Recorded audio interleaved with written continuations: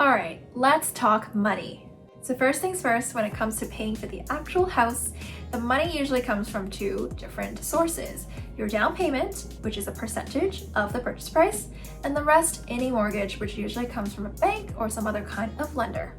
When it comes to down payments, there's a minimum to how little you can down for a property. But as I mentioned before about leverage, yes, you can down as little as 5%, but this depends on the purchase price.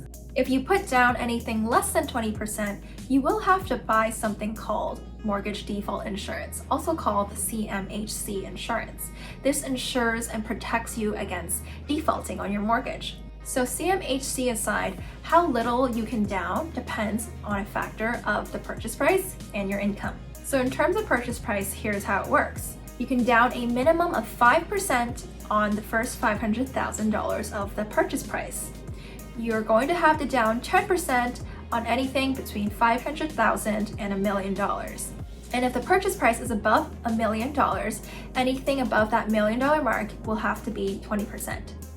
Now, let's say you have enough savings to meet the minimum down payment requirements. Even with that minimum down payment you just calculated based on that purchase price, you still have to qualify for a mortgage to borrow the rest. And it has to do with your income, your debts and liabilities, your assets, all of that, which a mortgage lender will look at for you. This is where a mortgage pre-approval comes in, where it's so important to find out how much you can afford and what different lenders will give you in terms of rates. Different lenders may give you better rates and different borrowing amounts than others, so it's really recommended for you to go to more than one. So if we work backwards here, if your income does not qualify you for enough mortgage to cover the purchase price of the house, you will have to put in more down payment to be able to afford the property. So closing costs are exactly what it means. They're the expenses that you will need to incur before you can close on your house and really call it yours. Closing costs can include things like land transfer tax, lawyer fees, setting up your home insurance and utilities, things like adjustments. So if you're purchasing a condo and there is prepaid property taxes and prepaid utilities, it's the adjustment of that.